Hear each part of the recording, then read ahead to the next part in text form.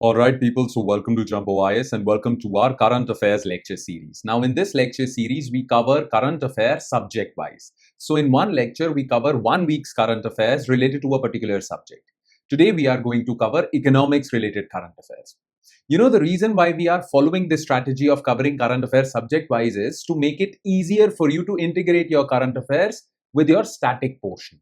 That is why it is really important for you to follow this lecture series. Make this lecture series a part of your daily routine till your exams, and you will really realize the benefits of this lecture series. Your current affairs would get covered and you'll be able to integrate them with your static portion. Make it a part of your daily routine. Now, like I said before, today we are going to cover economics related current affairs from the past 1 week. So let's begin. But first, let's take a look at the topics that we shall cover in today's lecture. So let's begin. So current affairs economics June part 5. Okay. And here are the topics. Number 1 is FCNRB dollar swap scheme. Now FCNRB are a kind of NRI deposits with banks, Indian banks. NRIs keep their dollar deposits with Indian banks. So there is this scheme to encourage more deposits from NRIs. So we'll talk about this. Then we'll talk about RBI revamps TReDS direction framework. TReDS is trade receivables discounting system. So what is TReDS? How is it beneficial for MSME sector? And these new changes brought in by RBI, how will it benefit the MSME sector even more? So we'll talk about this. And in the end, we'll talk about index of services production. You see, Ministry of Statistics releases index of industrial production, but there was no such index for services sector. Now, well, the government is experimenting with an index for services sector as well. And this was the maiden launch of this index. So we'll talk about this as well.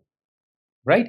So these are the 3 news items that we shall zero in our attention on. So let's start discussing them one by one. Starting with topic number 1, and that is FCNRB dollar swap scheme. Now listen to me very carefully. You see, you all know that currently rupee vis-a-vis dollar is under severe pressure. Rupee has been depreciating. Now, there are various reasons behind that, India's rising current account deficit and many other reasons. But one particular reason was outflow of foreign investments from India, capital outflow from India. Okay, so many foreign institutional investors who had invested in India, they are taking their capital out of India. Okay, so dollars are getting out of India, and that is why rupee was put under severe pressure. Now, to reverse this phenomena, we need to invite more dollars. Instead of an outflow, we need more inflow of dollars in India. Only then rupee will stabilize. Now, one way for that is that more foreign direct investment, foreign investments come to India. To attract foreign investments, well, government has undertaken various measures. But there are other ways also. And one particular way is NRI deposits into Indian banks.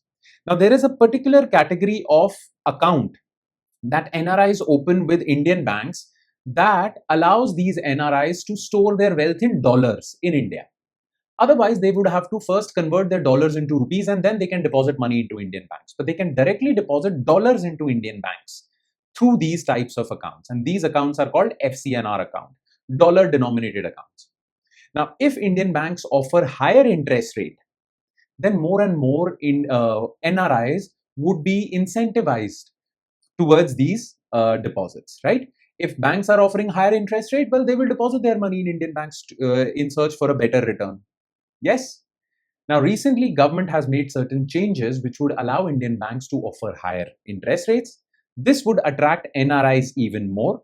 So more NRI deposits would come to India, more dollar inflow would come to India, and rupee would get stabilized. Okay, this is the entire scheme of things. So what are these changes? First of all, what are these FCNR accounts? Then what are the changes being made? We'll talk about all these things. Okay, so let's begin. So FCNRB dollar swap scheme. Okay, so basically there are these Indian banks. Okay, and there are NRIs. Okay, now listen to me very carefully. They deposit their money in banks in dollars. Now, in return, these banks offer them high interest rates. Okay, makes sense? Now, here's the thing. You all know this, that what do banks do with your deposits? Banks use your deposits to loan out money, right? But these are Indian banks and they can't loan out money in dollars. So what do these banks do?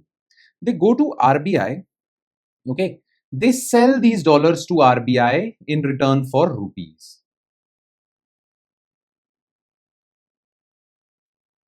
All right, and then loan this money out. Now, these NRIs deposit this money with banks with a lock-in period for a certain period of time. Let's suppose 5 years. After 5 years, these banks have to return these dollars to these NRIs along with interest. Yes. So the money they will earn from this loan, well, that would allow them to pay this interest and pay these dollars. This is the scheme of things. But the thing is that the reason why Indian banks are not able to offer higher interest rates is because of exchange rate risk. Currently, $1 is equal to 95 rupees, let's suppose. Okay. Now, banks are going to take these dollars and sell them for 95 rupees per dollar. Tomorrow, if the price of dollar reaches 100, well, the NRI is going to demand dollar. Okay. So this 5 rupee loss is going to be taken up by the banks. Now, banks are bearing this loss of exchange rate risk. And that is why to take into account or to basically hedge this loss, banks offer lower interest rates. The reason why banks offer lower interest rates is because they know that they are going to bear exchange rate risk. But now with this new scheme, RBI says that we are going to take this loss. Okay, we are going to take this loss. This loss won't fall on you. Now you can offer higher interest rates to NRIs. Now banks would be able to offer higher interest rates to NRIs, and now NRIs would be more incentivized to loan out this money to, not loan out, deposit this money into these FCNR accounts. You understand the entire thing, right? I have explained this in a summarized fashion, but I hope you understood this. Now let's talk about the details, okay? So on June 8th, RBI officially introduced a special US dollar rupee concessional forex swap facility for fresh FCNR deposits. Okay. Now, the reason why RBI offered this new scheme, we have already discussed this, because we want to encourage NRI deposits. Okay. We want to encourage NRI deposits. And why do we want to encourage NRI deposits? Well, because we are suffering from certain macro challenges. Number one, declining inflows. Higher interest rates offered by advanced economies had reduced the attractiveness of Indian deposits. Okay. Therefore, NRI deposits declined by 39%. Make sense? Okay. Because USA and other developed countries are offering higher interest rates on their deposits. So NRIs are basically going after profit, returns. So they are not depositing their money in Indian accounts. So this is one problem. Then rupee is sliding. To encourage or to stabilize rupee, you need to encourage more inflow. We have talked about this. And this situation, when there was severe outflow of money from India and rupee slided downwards, this situation occurred even during 2011, 12 and 13. Back then also, the government came up with a similar scheme to encourage NRI deposits in 2013. So, well, the government has proof that this scheme of encouraging NRI deposits works. And that is why we have introduced this scheme. Okay. Now, what happens in this scheme? How this mechanism works? Listen to me very carefully. Now, NRI deposits this money to an Indian bank. Let's suppose SBI. Okay. Now, SBI is offering some interest rate, let's suppose 6%. Make sense? Now, what does SBI do? SBI exchanges dollars for rupees. Okay, with RBI at a particular interest rate. Let's suppose the reason why we call it par is, I'll tell you. Let's suppose, well, $1 is equal to 95 rupees. So RBI will purchase these dollars at 95 rupees per dollar. So these banks, SBI would be given 95 rupees per dollar. Now SBI can loan this money out to an Indian borrower at 10% interest rate, let's suppose. So they are giving 6% to NRIs and they are loaning money out at 10%. So they are earning 4% profit in a sense. Now, this NRI deposited this money to SBI, suppose with a lock-in period of 3 years, for 3 years. After 3 years, this SBI has to return this money back along with 6% interest rate to NRI. Okay. And suppose SBI loaned this money out at 10% for 3 years only. So after 3 years, This loan will return, this borrower will return the money to SBI. SBI will have rupees. Then SBI will give this money to RBI and take dollars in return, and then return this money back to NRI. Okay. Now, suppose after 3 years, the price of dollar is $1 is equal to 100 rupees. Will the RBI sell these dollars to SBI at 100 rupees per dollar? No. They will still charge 95 rupees, the price that was there 3 years back. Okay. That is why it is called par. Through this SBI is not running any exchange rate risk. If rupee is depreciating, well, it doesn't concern SBI. For them, it is 95 rupees. So the entire exchange rate risk is borne by RBI. Clear? And they will be easily able to return this money to NRI. So now SBI is not running any exchange rate risk, and because of that, it can offer 6% or even 7% interest rate. This NRI was getting an option of higher interest rate with an American bank, but now SBI is offering a higher interest rate, and therefore the NRI will choose SBI. This would attract a lot of NRI deposits into India, dollar inflows, India's rupee gets stabilized. This is the entire scheme that we are thinking. Again, we have launched.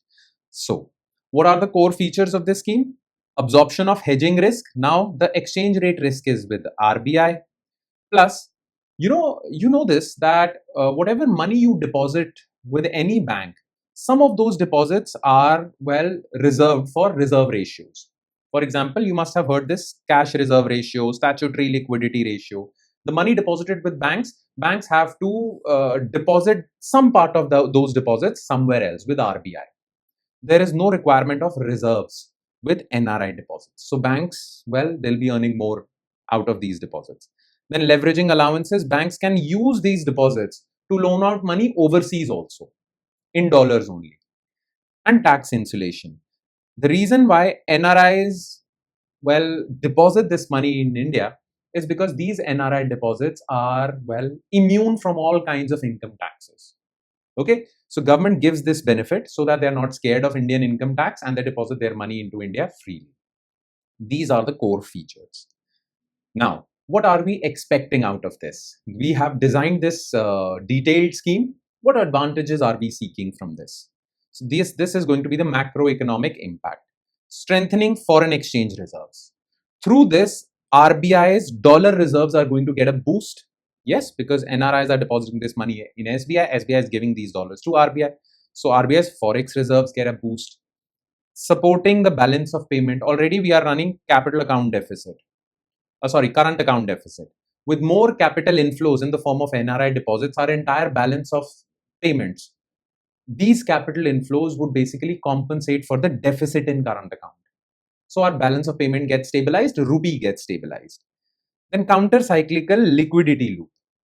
The money NRIs are bringing in the form of dollars, SBI is exchanging these dollars with rupees, and SBI is loaning these rupees into the Indian market.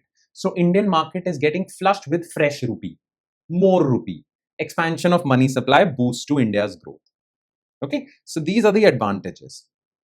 There is one critical vulnerability though, and that is that we are inviting these capital inflows in the form of debt, because these NRI deposits have to be returned back with interest. So it is a form of debt.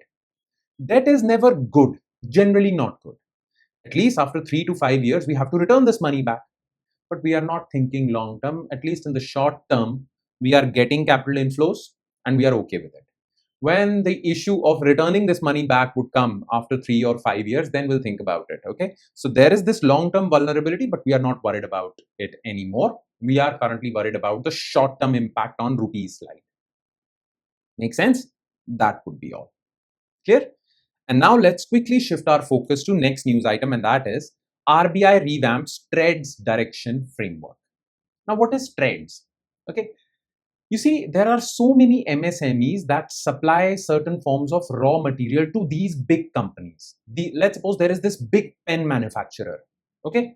This pen requires plastic as raw material. That plastic would be supplied by some MSME. So there are so many MSMEs in India that have become suppliers of raw material to these big companies. Now, the problem with big companies is that, well, they take this plastic, okay, but their payment cycle is from 45 to 90 days. That means this MSME will supply this plastic to, let's suppose, Tata's. Okay, and Tata's would make a payment for this supply after 60 days. So there is a 45 to 60 day or 45 to 90 days gap, okay, in payments. That is the norm. That is generally there. The payments are never instant. At least for bulk supply of material, the payments are never instant. Okay. Now, the problem with MSMEs is that, well, these MSMEs are already suffering from cash crunch like situation. For 45, 60 days, sometimes if they lack some liquidity, this delay in payment can be really devastating for them. Okay, they're already like just surviving. So to help them, well, what the entire system is, to help them, there is this platform called TReDS. What is this TReDS platform? Well, as soon as an MSME, well, supplies plastic to Tata, okay, they raise a bill, they submit this bill on TReDS platform. On this TReDS platform, well, there are various banks which are ready to loan money to that MSME. So keeping that bill as collateral, okay, because that means there is a promise of payment from Tata. So banks keep that as collateral and loan the money to the MSME. As soon as payment comes from Tata, well, you will pay back that loan from, okay, you understand the thing, right? So this delay of 45 to 60 days gets solved. This is what a TReDS platform does. But there were certain problems with TReDS platform. The RBI came out with a circular improving upon those problems. But the entire framework of TReDS, well, now you're familiar with. Okay, this is what, in brief, I could explain about TReDS. I hope you understand that. Now let's talk about the changes made by RBI. Okay, so RBI revamps TReDS direction framework. So on June 23rd, RBI officially issued its final master direction on trade receivables discounting system. This comprehensive framework consolidates over a decade of scattered guidelines into single rule book to streamline payments towards MSMEs. Okay. Now, why were these changes made? What are the reasons behind this? Okay, listen to me very carefully. These are the three reasons why RBI had to make these changes to TReDS platform. Number one, while Section 15 of MSME Act legally mandates that corporate buyers clear MSME payments within 45 days, well, ground level compliance remains weak. So as per the law, well, corporate buyers have to make their payments in at least in 45 days. But generally, there are delays up to 90 days as well. The ground level following of these rules, well, it's not that great. Then, small suppliers frequently wait 60 to 120 days for payments, creating severe cash flow deficits. TReDS serves as an institutional antidote by allowing MSMEs to auction these bills, invoices, to competing financial entities like banks to secure immediate non-recourse liquidity.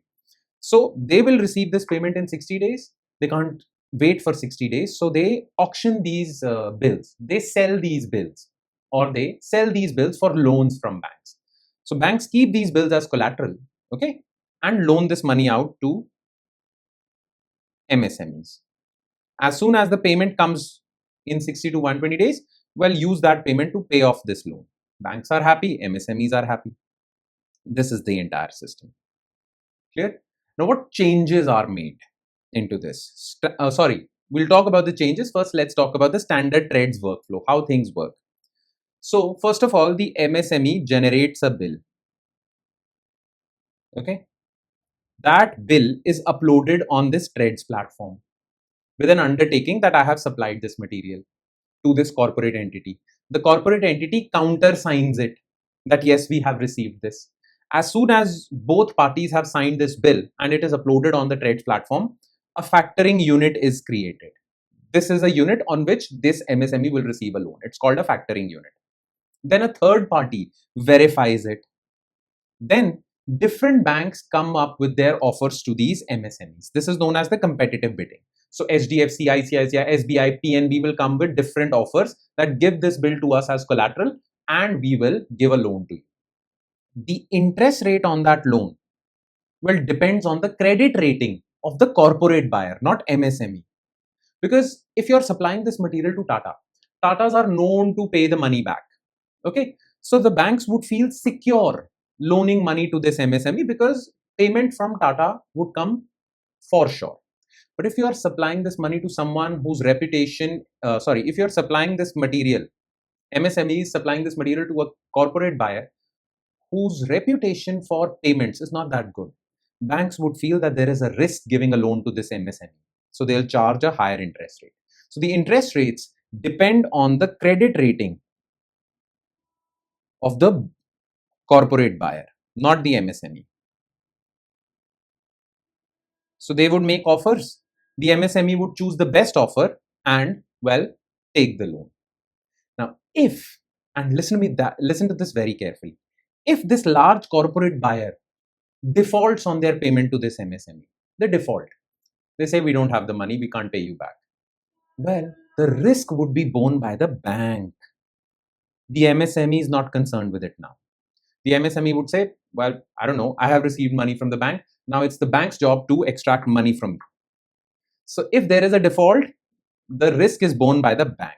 So MSMEs are completely insulated. This is a very good system for promoting MSMEs, right? So this is the thing. This is how TReDS works. Okay. Now, what are the changes introduced in this? 4 major changes. First of all, if an MSME had to register on TReDS platform, they had to do a lot of paperwork. There were a lot of formalities. All these formalities have been removed. They just have to verify using their Udyam registration certificate. All MSMEs have to register on Udyam portal. That's it.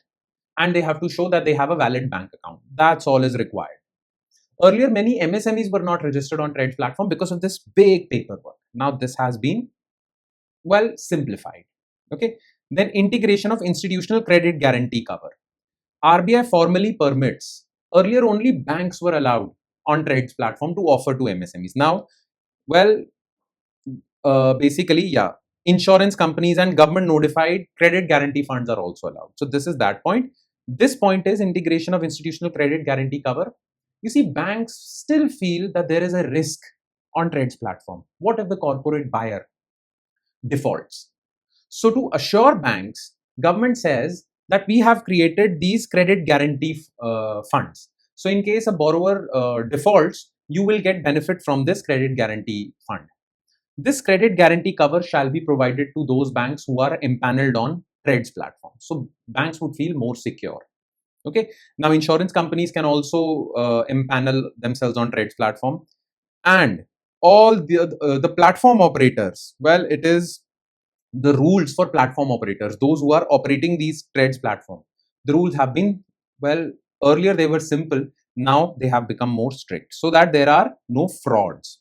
So those entities, those tech entities who are operating these platforms, well, it has now become very difficult for them to open these platforms because to prevent frauds basically. So these 4 changes were basically made, right?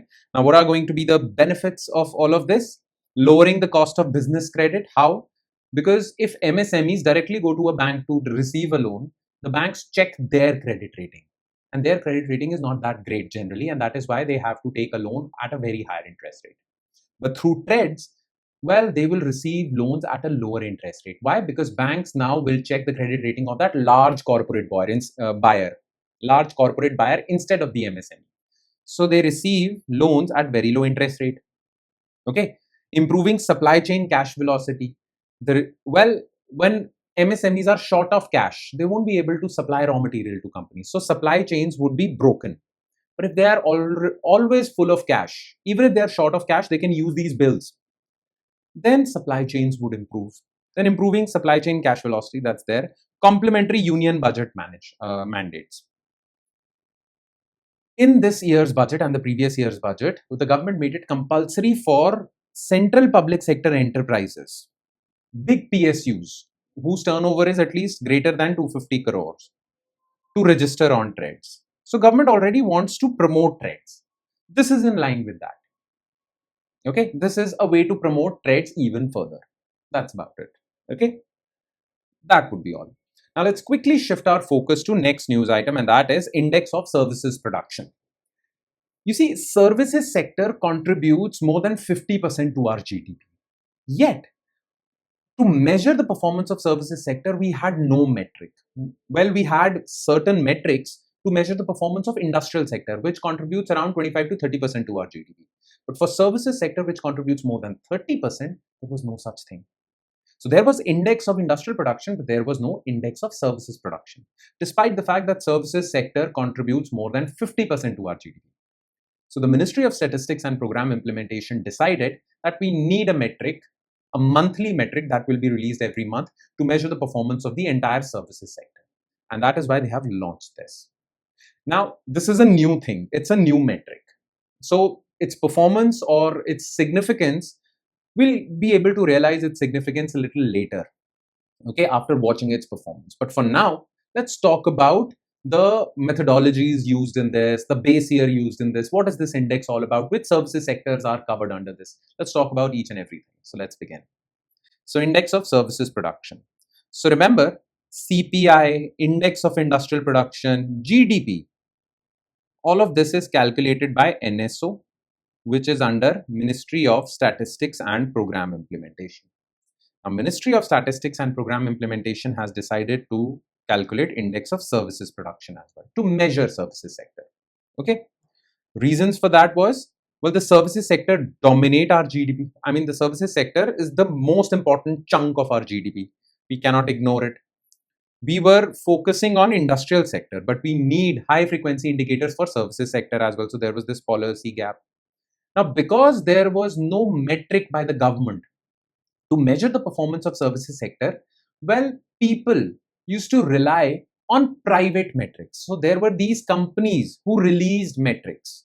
So for example, there was this purchasing managers index for services. This was not released by Government of India. This was released by some private consultancy companies. So we can't rely on private sector alone. We need a government metric, and that is why ISP is important. Okay. Now, what is the methodology for ISP? Just remember these things, okay? We don't need to get into detail as far as the methodology formula, mathematical formula is concerned. Just remember a few terms. So the mathematical formula for ISP is Laspeyres volume index. Just remember the name for this, okay? Base year is 2024-25. There is base year for GDP, CPI, IIP. So there is base year for ISP also. Each and every services sector, for example, transportation sector, tech sector, each and every services subsector has been allocated weights.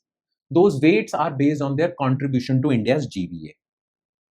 And to basically counter the inflationary effects for deflating, because we also, you know this, there is nominal GDP and there is real GDP. Real GDP is basically nominal GDP adjusted for inflation.